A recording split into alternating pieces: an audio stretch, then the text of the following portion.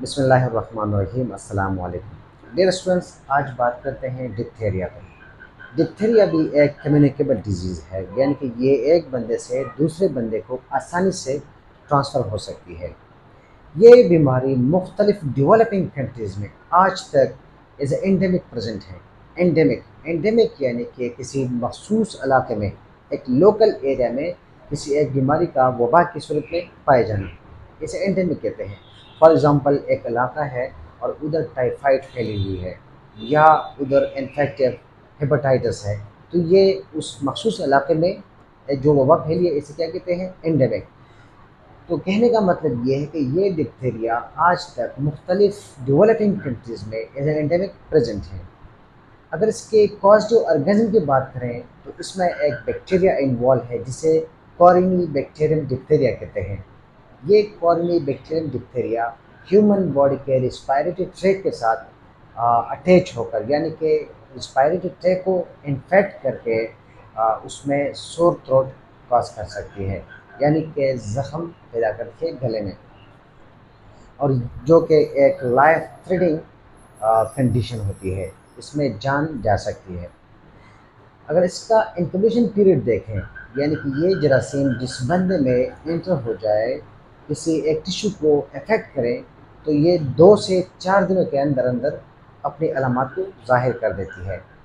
مطلب یہ کہ انکوبیشن پیریڈ 2 to 4 days ہے۔ اگر موڈ آف ٹرانسمیشن کی بات کریں تو یہ ڈیزیز رسپائریٹری ڈراپلیٹس کے ذریعے ایک بندے سے دوسرے بندے میں منتقل ہوتی ہے، یعنی جو بندہ افیکٹڈ ہے وہ جب بات کرتا ہے یا کھانستا ہے یا چھینکتا ہے تو اس کے منہ سے جو ڈراپلیٹس نکلتے ہیں تو وہ سامنے والے کو افیکٹ کر سکتے ہیں۔ اس کے ساتھ ساتھ کنٹامنیٹڈ فومیٹس یعنی کہ پیشنٹ کے روزمرہ کے استعمال کے ساز و سامان، یعنی ٹاول، رومال، برتن وغیرہ جو ایک پیشنٹ یوز کرتا ہے تو وہ ایک نارمل بندہ اس کو یوز کرے گا تو ہو سکتا ہے کہ یہ اس کو ٹرانسفر ہو جائے۔ اس کے ساتھ ساتھ کچھ انفیکٹیو سورس بھی ہیں، یعنی کہ کیس وتھ کلینکل یعنی مائلڈ انفیکشن کسی کو ہے تو اس سے دوسرے بندے کو یہ منتقل ہو سکتی ہے، یا کیریئر کے ذریعے۔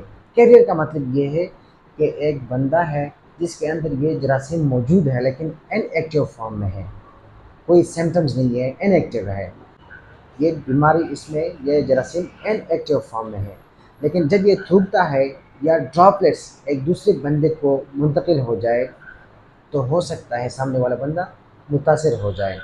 تو یہ انفیکٹیو سورسز ہیں، یعنی کیس وتھ کلینکل یعنی مائلڈ انفیکشن، اور کیریئر، ٹھیک ہے۔ اس کیریئر میں کوئی بھی اینٹی ٹاکسن جو انجیکشن ہے، ویکسینیشن وغیرہ، مطلب ایمونائزیشن اس میں کام نہیں کرتی۔ اس کے لیے کوئی خاص ویکسین ایسے نہیں ہے جو اس کو روک لیں، اور یہ بیماری عام طور پر ڈراپلیٹ سے ایک بندے سے دوسرے میں منتقل ہو سکتی ہے۔ اگر سائنس سمٹمز کی بات کریں تو یہ ڈیزیز بچوں میں، یعنی 1 year سے لے کر 5 year تک کے بچوں کو بہت آسانی سے اور بہت جلد متاثر کر سکتا ہے، یعنی بچوں میں یہ کامن ہے۔ اس میں ایک کازٹیو آرگینزم، ایک بیکٹیریا ہے جسے بیسیلائی کہتے ہیں۔ یہ بیسیلائی ہیومن باڈی کے نوز میں یا تھروٹ میں جا کے انفیکٹ کرتا ہے۔ جب تھروٹ کو انفیکٹ کرتا ہے تو یہاں سے پھر آگے تھرو بلڈ اسٹریم یہ through out the body distribute ہوتا ہے، اور یہ ہیومن ہارٹ کو بھی پھر افیکٹ کر سکتا ہے۔ عام طور پر جو علامات ہیں اس میں ایک یہ ہے کہ پیشنٹ کے گلے میں ایک لہر بن جاتی ہے، گرے اینڈ وائٹ ممبرین بن جاتی ہے۔ اس کے ساتھ ساتھ ٹیشوز میں ایڈیما یعنی ٹیشو ڈسٹریکشن، ٹیشو ڈیمیج ہو سکتے ہیں۔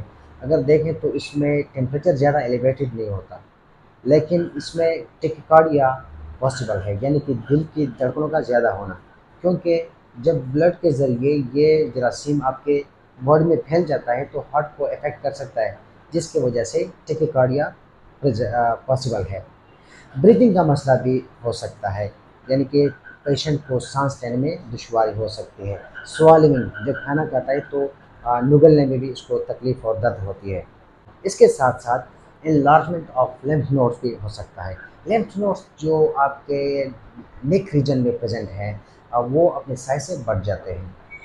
پیشنٹ کے نوز سے واٹری ڈسچارج ہوتا ہے، لیکن اس میں بلڈ بھی آ سکتا ہے، یعنی بلڈ بھی پاسبل ہے۔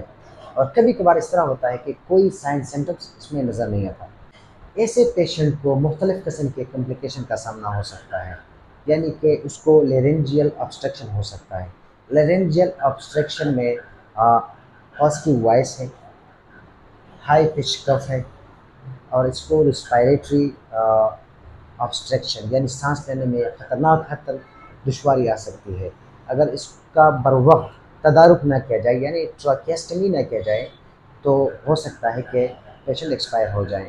اس کے ساتھ ساتھ ہارٹ میں بھی ایشوز آ سکتے ہیں، یعنی کہ جو جراثیم بلڈ کے ذریعے through out the body distribute ہوئی ہے، تو وہ جا کے آپ کے ہارٹ کو بھی افیکٹ کر سکتا ہے، یعنی ایرتھمیا پاسبل ہے، irregular ردم۔ اس کے ساتھ ساتھ جو ہے کارڈیک فیلر بھی پاسبل ہے۔ یہ سینٹرل نروس سسٹم کو بھی انوالو کر سکتا ہے، یعنی ایسے پیشنٹ کو ویکنس فیل ہوگی، اس کے اپر لم میں، لوور لم میں، ہاتھ پاؤں میں کمزوری کا احساس ہوگا۔ اور ایسے پیشنٹ کو پرنٹ یعنی اسمال رائٹنگ جو ہے، پرنٹڈ رائٹنگ، اس کو ریڈ کرنے میں بھی دشواری ہوگی۔ اس پیشنٹ کی مینجمنٹ بہت لازمی ہے، یعنی کہ detection of diphtheria in initial stage it's too much important. آغاز ہی میں، شروع ہی سے ڈیٹیکشن آف ڈیزیز بہت لازمی ہے، اور اس پیشنٹ کو فوری طور پر ہاسپٹل بھیجنا چاہیے۔ اگر ہم ہاسپٹل بھیجنے میں سستی کریں گے تو جو بیکٹیریا اس کے جس پارٹ میں لگی ہے، جس ٹیشو کو اس نے افیکٹ کیا ہے، تو وہاں سے یہ اپنی گروتھ کو اور بڑھا دیتا ہے، یعنی کہ باڈی خطرناک حد تک ڈینجر ہو سکتی ہے، ڈیتھ بھی پاسبل ہے۔ تو ایسے پیشنٹ کو آئسولیٹ رکھنا چاہیے 14 ڈیز تک، اور اس کی پراپر ٹریٹمنٹ کرنی چاہیے۔ ٹریٹمنٹ میں ہم اس پیشنٹ کو آئسولیٹ رکھیں گے، اس کو ایڈمٹ کریں گے ہاسپٹل میں۔ اس کے ساتھ ساتھ اس کا جو ایئر وے ہے اس کو کلیئر رکھیں گے تاکہ سانس لینے میں کوئی دشواری نہ ہو۔ اینٹی ٹاکسن وغیرہ، اینٹی بایوٹک وغیرہ اس کو شروع کریں گے۔ ایک کمپلیٹ ٹریٹمنٹ کے بعد ہم اس کے فردر ٹیسٹ کریں گے۔ اگر ٹیسٹ کلیئر آئے تو ایسے پیشنٹ کو پھر جا کے ڈسچارج کرنا چاہیے، ادروائز اس کو بہت احتیاط کے ساتھ جو ہے ڈیل کرنا چاہیے۔ Wish you all the best. اللہ حافظ۔